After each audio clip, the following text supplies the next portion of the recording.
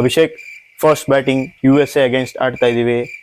ಹೆಂಗಾದ್ರೂ ಮಾಡಿ ಇವತ್ತು ಒಂದು ಸೆಂಚುರಿ ಹೊಡೆದ್ಬಿಟ್ ಬಾ, ಇಲ್ಲ 150 ರನ್ಸ್ ನೀನು ಒಬ್ಬನೇ ಹೊಡೆದ್ಬಿಟ್ ಬಾ. ಡೋಂಟ್ ವರಿ ಕೋಚ್, ಇವತ್ತು ಸೆಂಚುರಿ ಹೊಡೆದ್ಬಿಟ್ಟು ಬರ್ತೀನಿ. ಓಕೆ, ಚೆನ್ನಾಗಿ ಆಡ್ಬಿಟ್ ಬಾ. ಹೋಗ ಅಭಿಷೇಕ್, ಬ್ಯಾಟಿಂಗ್ ಆಡ್ಬಿಟ್ ಬಾರೋ.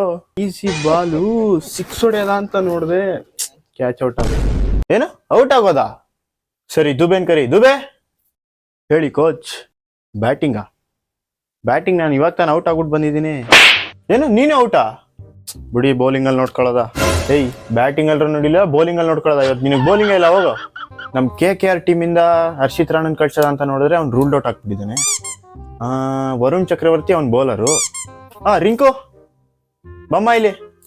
ಗೌತಿ ಬಾಯಿ ನೋಡು, 3 ವಿಕೆಟ್ ಆಗಿದೆ. ಚೆನ್ನಾಗಿ ಆಡ್ಬಿಟ್ಟು ಬಾ ಬ್ಯಾಟಿಂಗ್ ಇವತ್ತು ಹೋಗ್ಬಿಟ್ಟು. ವಿರಾಟ್ ಕೊಹ್ಲಿ ಬೈ ಹತ್ರ ಬ್ಯಾಟ್ ಇಸ್ಕೊಂಡ್ಬಂದಿದ್ದೀನಿ. ಪಕ್ಕ ಇವತ್ತು ನಾನೇ ಹೈಯೆಸ್ಟ್ ರನ್ ಸ್ಕೋರರು. ನೀನು ಔಟ್ ಆಗ್ಬಿಟ್ಟೆನೋ? ಕೊಹ್ಲಿ ಬೈದೆ ಬ್ಯಾಟು, ಬಟ್ ಅವ್ರು ಸೈನ್ ಹಾಕ್ಲಿಲ್ಲ, ಅದಕ್ಕೆ ಔಟ್ ಆಗ್ಬಿಟ್ಟೆ. ಇವಾಗ ಇರೋದು ಪಾಂಡ್ಯ ಒಬ್ನೇ. ಅವನು ಸ್ವಲ್ಪ ಆಟಿಟ್ಯೂಡ್ ತೋರಿಸ್ತಾನೆ, ಪರವಾಗಿಲ್ಲ. ಪಾಂಡ್ಯ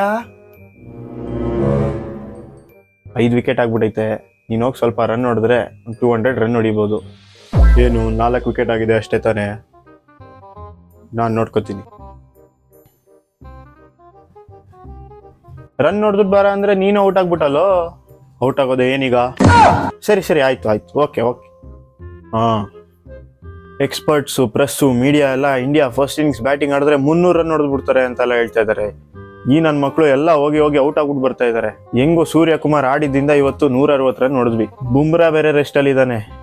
ಇವ್ರು 160 ರನ್ನೇ ಹೊಡೆಯೋದು ಅಂತ ಗೊತ್ತಿದ್ರೆ ನಾನು ಬುಮ್ರಂಗೆ ರೆಸ್ಟೇ ಕೊಡ್ತಾ ಇರಲಿಲ್ಲ. ಈ ಮ್ಯಾಚ್ ಬುಮ್ರನ್ನ ಆಡ್ಸುವೆ.